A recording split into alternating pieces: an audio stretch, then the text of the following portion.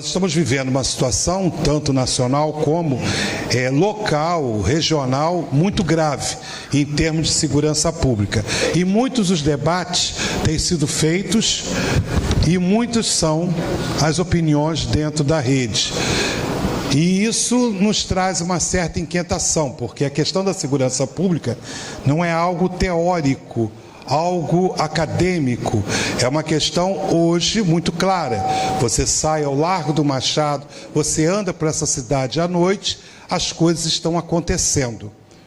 E acontecendo, às vezes, de maneira completamente equivocada e absurda, com comportamento tanto da polícia quanto comportamento das pessoas, o comportamento de uma violência crescente, que às vezes atinge a nível particular as pessoas, atinge a nível coletivo a todos nós. Então, sobre essa questão, inclusive com a decisão do governador do estado de abrir mão do seu papel de garantir a segurança pública no estado, ele abriu mão e permitiu uma intervenção federal militar na cidade, no estado do Rio de Janeiro, que está sendo feita com muito pouca transparência, muito pouca informação para todos. Eu vou convidar para sentar aqui a essa mesa, que é uma mesa política, João Trajano de Lima Santo Sé, sociólogo,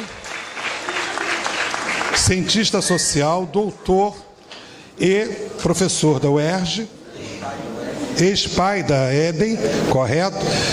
E Cecília Oliveira, jornalista,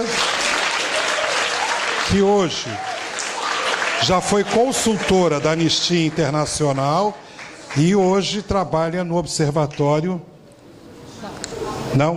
Eu sou editora contribuinte do Intercept Brasil. Do Intercept Brasil, do editora contribuinte. Cecília, por favor. Bom dia a todos. Quero agradecer o convite por estar aqui. Como eu falei, minha filha estudou aqui na Éden, minha esposa foi professora da Éden durante muito tempo. Eu tenho grandes amigos aqui, então voltar à Éden é sempre um prazer enorme, uma honra enorme. Pena que o assunto que nos traz aqui não é dos melhores, né? Não é dos mais alentadores. Mais ou menos na metade dos anos 80, a gente começou a viver a segurança pública como um problema nacional, né? Até 1980, mais ou menos, quando se fazia pesquisa de opinião no Brasil e se elencava os grandes problemas, as pessoas falavam de educação, falavam de saúde, falavam de estrutura urbana, habitação, segurança pública não aparecia, a violência não era um problema, né? A violência começa a se tornar um problema social, um problema de políticas públicas, nesse período, que é justamente o período de redemocratização, por um lado, né? E, por outro lado, um período de crise financeira, crise econômica muito grande. A década de 80 é conhecida economicamente como uma década perdida, mas, por outro lado, é a época da redemocratização do Brasil, né? da aposta em direitos humanos, coisas do gênero, né? E é nesse período que surge uma novidade no campo da segurança pública, que é a questão da cocaína, né, do tráfico de cocaína nos morros cariocas, né? A droga mais usada, mais difundida no Rio era a maconha. Ela era comercializada de forma artesanal, sem grandes lucros, sem grandes problemas. Quando se falava de crime organizado no Rio, se falava do jogo do bicho, né? E não se falava do tráfico de drogas. E, mais ou menos, no início dos anos 80, é despejado um volume grande de cocaína nos morros cariocas, né? E a cocaína é uma droga mais cara, é uma droga que movimenta mais dinheiro. E o comércio de drogas nas favelas cariocas começou a se tornar uma coisa rentável. Começou a despertar cobiça, começou a virar uma coisa que valia a pena investir nisso, né? E aí os grupos que eram muito mal organizados nesse momento, que comercializavam drogas no varejo nas favelas, começam a disputar entre si o monopólio, o controle do comércio de drogas nas favelas, né? E dessa disputa é que esses grupos começam a se armar não para enfrentar a polícia, não para atividades criminosas às outras, elas começam a se armar para se proteger nessa disputa, né? É como um mercado, só que como não é um mercado regulado, né, o instrumento de controle, de disputa, de hegemonia são as armas, né? E essa disputa ela começa a se acirrar, o volume de recursos começa a ser maior. E o que o Estado faz? Né? Eu dei esse introito para chegar no Estado. O Estado entra na mesma lógica. Né? O Estado começa a lidar com o que ele próprio e os meios de comunicação, que depois a Cecília vai falar um pouquinho, começa a lidar com essa guerra entre grupos disputando o comércio varejista de drogas como mais um ator, como mais um contendor, né? Como mais um vetor produtor de violência. Ele começa a se armar também, ele começa a agir como agem nas favelas os grupos que estão disputando o controle do comércio varejista de drogas, né? Esse é o início da nossa saga, né? É claro que há outras coisas acontecendo. A gente tem um início de organização de grupos nas prisões do Rio, a Falange Vermelha, o surgimento da Falange Vermelha, que reunia presos que estavam em prisões onde também estiveram os presos políticos. Né? Eram presos comuns, mas estavam nessas prisões porque um dos crimes que se enquadravam na Lei de Segurança Nacional, que era a lei que regia a vida jurídica dos presos políticos, era o assalto a banco, que era uma prática muito comum, né, dos grupos de oposição, dos grupos armados. Né? Então, esses caras, esses criminosos comuns que conviveram com criminosos políticos, né, com presos políticos em determinados presídios, sobretudo em Ilha Grande, né, começam a se organizar, começam a se articular. Daí surge a Falange Vermelha, que é o primeiro grupo mais bem organizado que a gente tem notícia no Rio. Né? A Falange Vermelha depois vai suscitar o Comando Vermelho, que é famoso, não é? E há então uma série de processos que estão se dando, né? Mas o que eu queria enfatizar aqui, porque eu acho que tem mais a ver com a nossa conjuntura atual, nosso momento, nosso drama atual, é o papel que o Estado desempenhou ao longo desse tempo. Dito de outra forma, salvo alguns detalhes que não são pequenos, mas são detalhes, a intervenção militar que a gente tem em curso no Rio hoje, que na verdade é uma intervenção federal feita pela mão militar, né?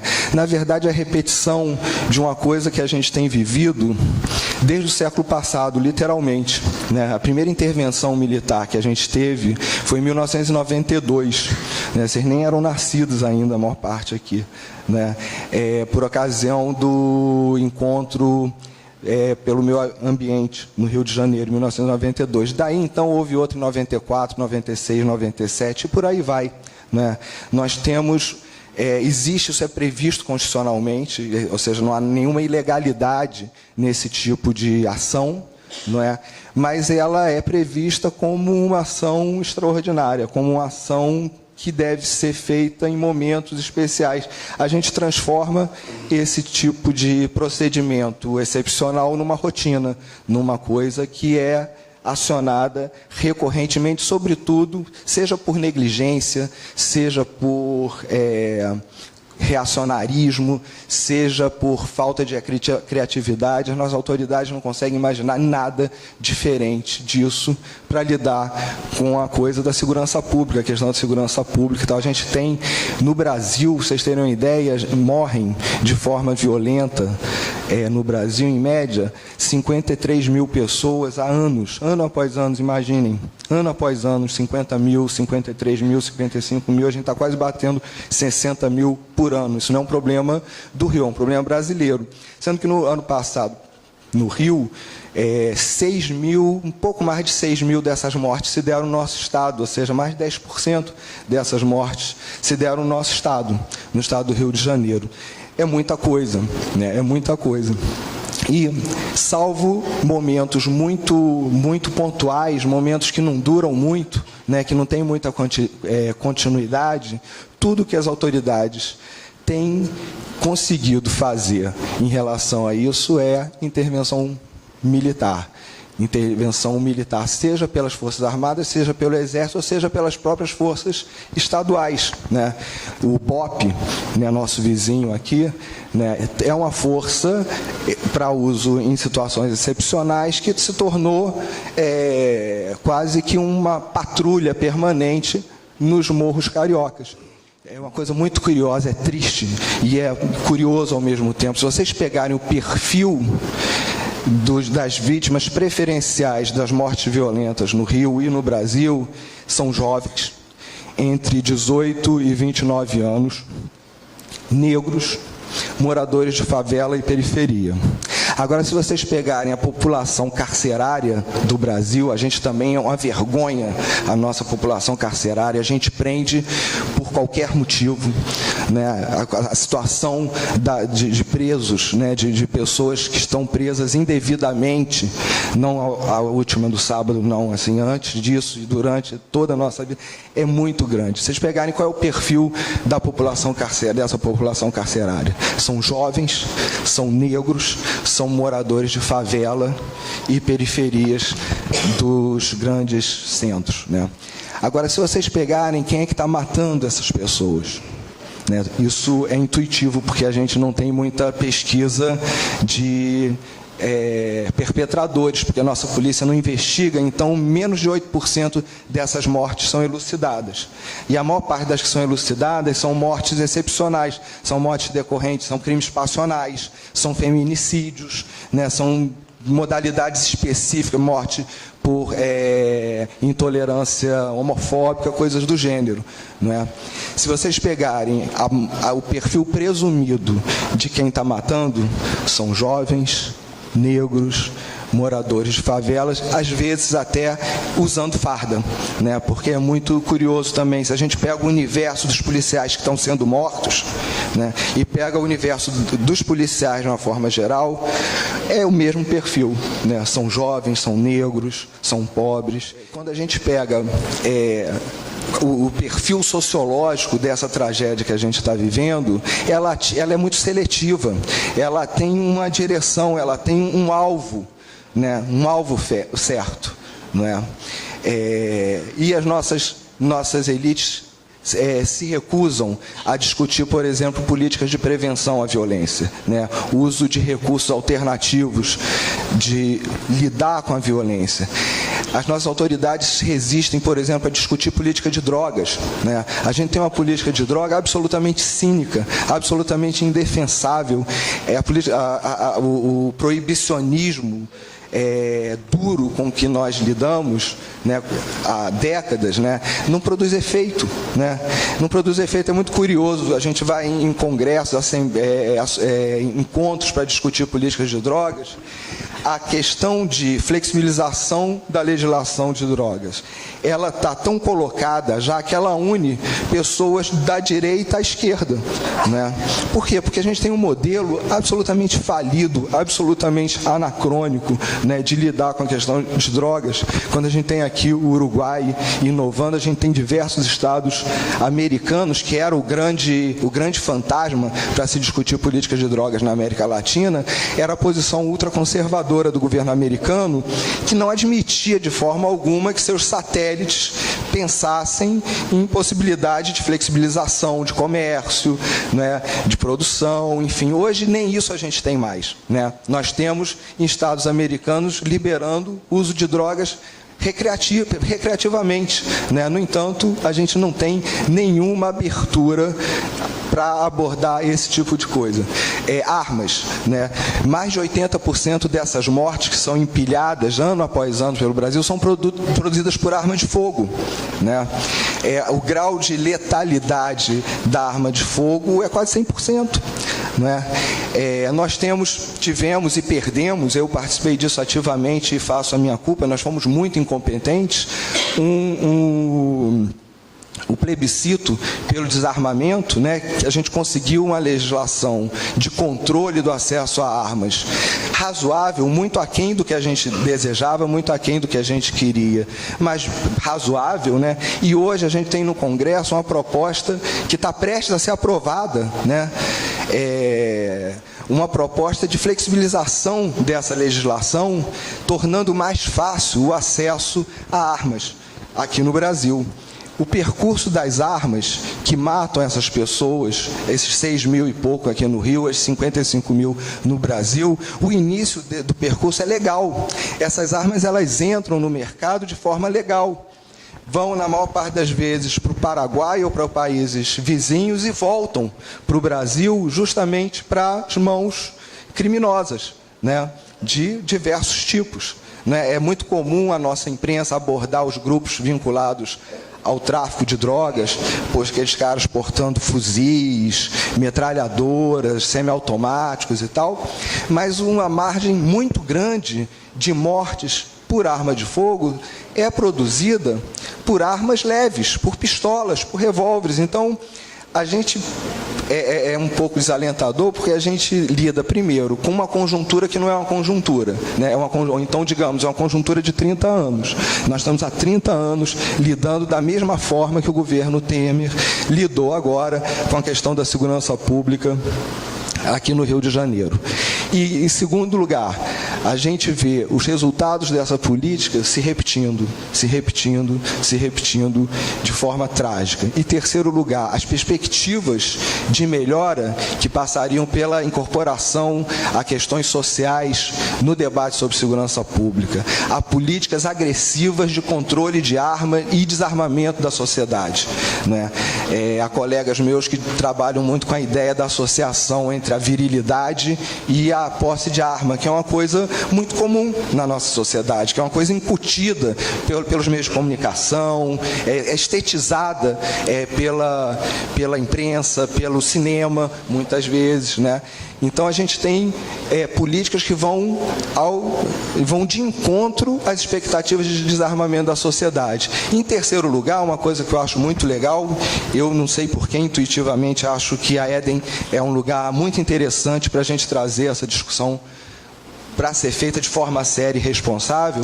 A política de drogas desse país tem que mudar.